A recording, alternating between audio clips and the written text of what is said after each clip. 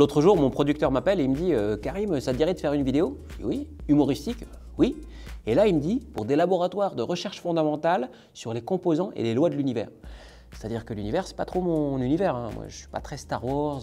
Je connais les personnages principaux, hein, Voldemort, tout ça, mais... Non, mais là, je te parle de physique, d'astrophysique. T'as été ingénieur. Ouais. Ben alors, les trous noirs, les galaxies, la masse, ça te parle? S'il y a un domaine où j'ai pas évolué depuis le CP, c'est bien l'astrophysique.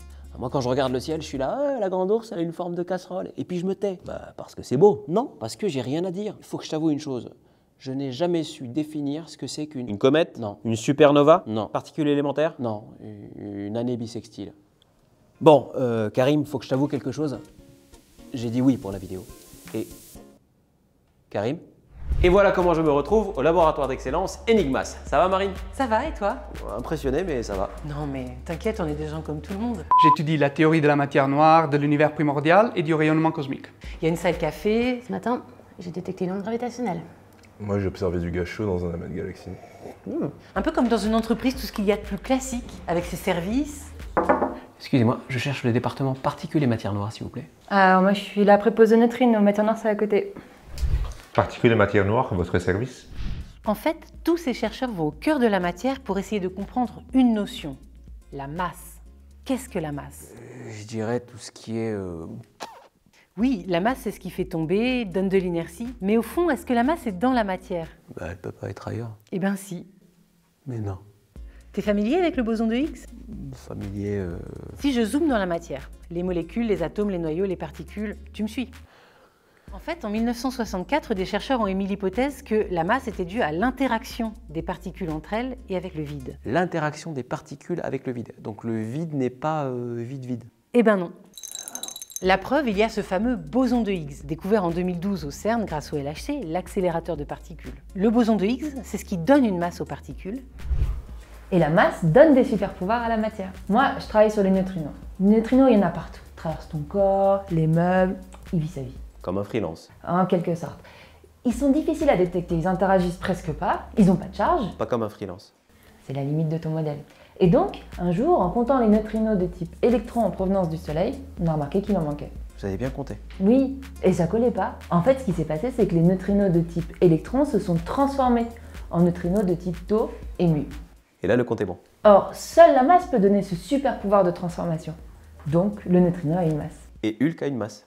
Pas sûr. Bah si, il est massif, il est capable de se transformer. Oui, mais Hulk, c'est un personnage fictif. Et le neutrino, il existe. Je vois, ouais. Boson de Higgs, neutrino, jusque-là on parle de la bonne vieille matière ordinaire qui ne constitue que 5% de tout l'univers. Hein, parce qu'il y a autre chose. 70% de l'univers est constitué de ce qu'on appelle l'énergie noire. Et on va pas en parler parce que ça me fait peur. Et les 25% restants, c'est de la matière noire. On l'appelle matière noire, pas parce qu'elle est noire ou sombre, mais parce qu'elle n'émet pas la lumière. Et où est-ce qu'elle se situe? Partout dans l'univers. On suppose que c'est une particule massive qui interagit très peu avec la matière ordinaire. Exemple réaliste. On suppose qu'on jette une boule de pétanque au milieu de milliards de cochonnets, sans qu'elle n'en touche aucun. C'est criant de réalisme. Alors tu as dit, on suppose que... Oui, on sait que la matière noire existe, mais on ne l'a pas encore identifiée. Dans mon laboratoire souterrain situé au milieu du tunnel de Fréjus, on attend. On attend qu'une particule de matière noire entre en collision avec un noyau d'atomes de gaz de notre détecteur. Et alors, t'as une touche? Ça mord? Pour l'instant, pas trop. Et du coup, comment on sait que la matière noire existe? Par la gravitation. La matière noire, on sait qu'elle existe parce qu'elle a un effet sur son environnement. Genre le mouvement des étoiles dans les galaxies. Ça fait son effet. Et plus généralement, on a besoin de la matière noire pour expliquer l'univers tel qu'il nous apparaît aujourd'hui. Sinon, ça colle pas. Avec les galaxies, les amas de galaxies reliés par des filaments, c'est ce qu'on appelle la toile cosmique. Alors, les masses s'attirent, ok, mais comment? Qu'est-ce qui fait que les masses s'attirent? La masse déforme l'espace-temps. Ça vient de la théorie de la relativité générale d'Einstein. Alors déjà, bonjour. Bonjour! Imagine que le trampoline, ce soit l'espace-temps, et que la boule de pétanque, ce soit un trou noir. Et décidément, vous êtes très pétanque. On est surtout tout ce qui est masse très compacte. De ce fait, le trou noir déforme l'espace-temps. Et si un objet passe à proximité, il sera attiré par le trou noir. Mais alors, moi qui galère à peser un bébé avec un pèse-personne pour adulte, j'ai une question. Comment peut-on mesurer la masse d'un corps qu'on ne voit pas? Justement, grâce aux déformations de l'espace-temps provoquées par exemple par deux trous noirs qui fusionnent, les ondes gravitationnelles. Après, il y a plein de questions.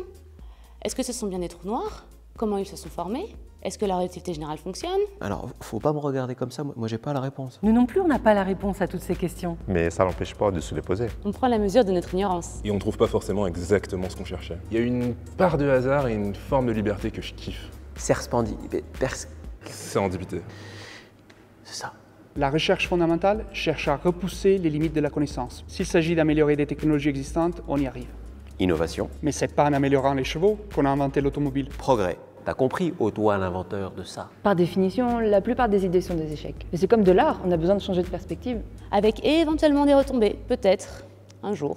Ils se font une revue d'avancement dans 300-400 ans. Comme disait ce grand physicien Richard Feynman, la science, c'est un peu comme faire l'amour. Parfois, quelque chose d'utile en sort, mais c'est pas la raison pour laquelle on le fait. Si en plus ils se mettent à sortir des punchlines, je fais quoi? Dans ma recherche, ce qui m'intéresse, ce n'est pas le côté sombre de la matière, mais l'énergie qu'elle me donne pour voir sa lumière. Et poète en plus. Bon bah je vais vous laisser.